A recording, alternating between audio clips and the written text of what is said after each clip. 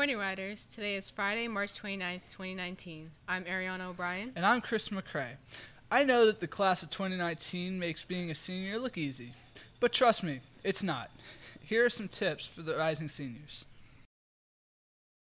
Hello, I'm Mrs. Hall. I'm one of the school counselors here at Cesar Rodney. And I wanted to talk to the juniors specifically about things that you should be doing this summer, this spring, to be preparing for post-graduation planning.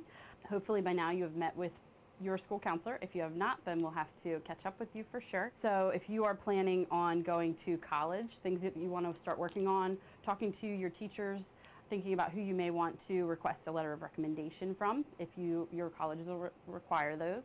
College visits during the spring or the summer, starting to research different schools that you might be interested in, thinking about the major, all of those sorts of things. College admissions requirements, make sure that everything that's on your transcript or every class that you've requested for senior year is going to help you get into the colleges that you're interested in. We always suggest that you apply to at least 4 schools.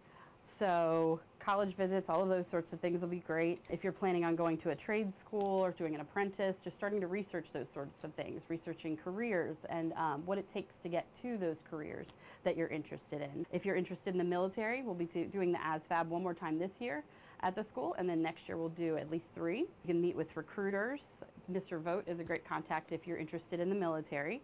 Other things that you want to think about, so Schoology, we do have grade level specific Schoology courses. It's Counselor Corner, make sure you're checking those out. There's different opportunities that you could take advantage of. There's resources for colleges, military, for the trade schools. There's lots of opportunities as well for summer programs. So anything you do this summer, basically you want to start looking at all of the things you've done throughout high school and kind of figuring out, do you need more community service or any of those things. Just basically you want to see what you can do to help yourself stand out.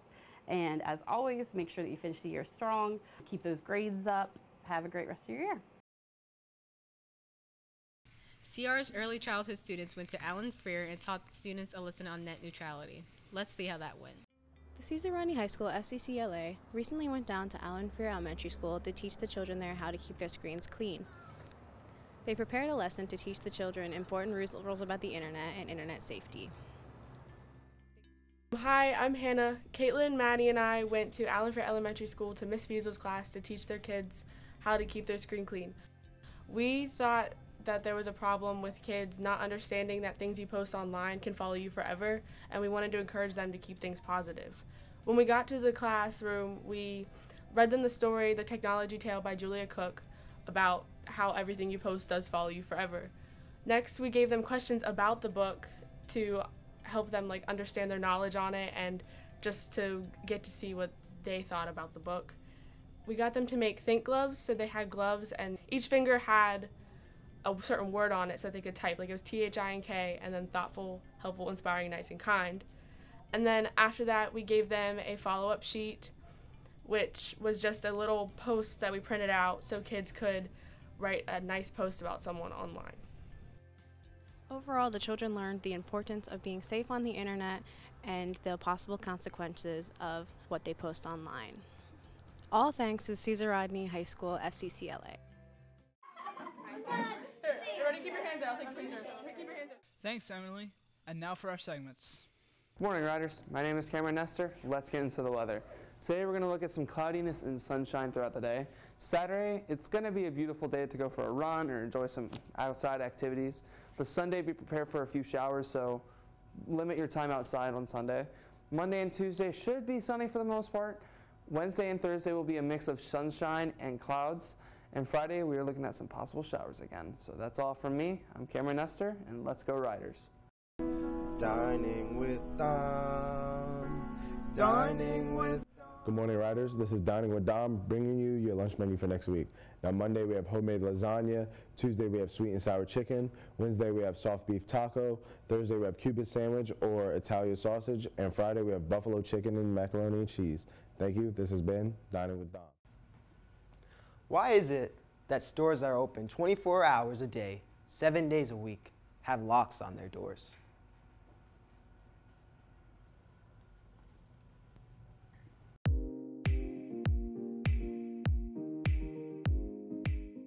Good morning, Riders. It's time for Motivational Moment with Kendall.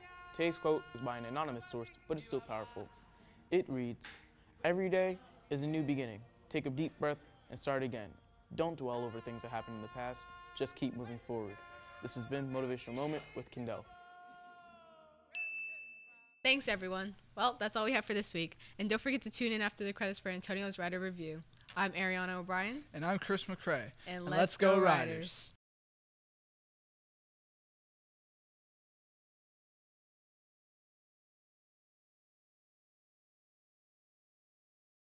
Free Solo is directed by Jimmy Chin and Elizabeth Chai Vassarelli and is a documentary about Alex Honnold, a professional rock climber attempting to climb El Capitan, a 3,000-foot vertical wall, without any gear.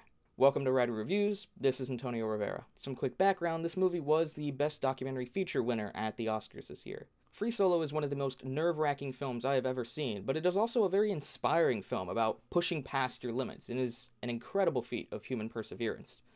Something I really liked about this film was how the filmmakers decided to portray the gravity of the situation and what the consequences of falling actually are.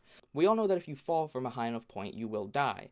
So the filmmakers instead have Alex pinpoint exactly the most difficult spots of climbing El Capitan, and then he goes in depth as to how difficult they are and why they're difficult, just making you shake with anticipation and nervousness at, oh my god, he's gonna climb that? It's terrifying, but it's very interesting, and I found it very compelling. Something also has to be said about how they filmed this movie. They had a lot of restrictions in terms of where the cameras were, considering that they were filming on a vertical rock wall, a mountain. A lot of the cameras and their operators had to be suspended from El Capitan, or they would be on the ground with a massive lens. The variety of shots and details they were able to show you were very impressive consistently throughout the film. What they were able to capture really put into perspective how taxing the climb was and what it takes to accomplish something of this magnitude. Where the film stumbles some is in its score and in the numerous details about Alex's life and past. The music felt very generic and underwhelming, which is a shame considering the scale the film has, or at least feels like it has.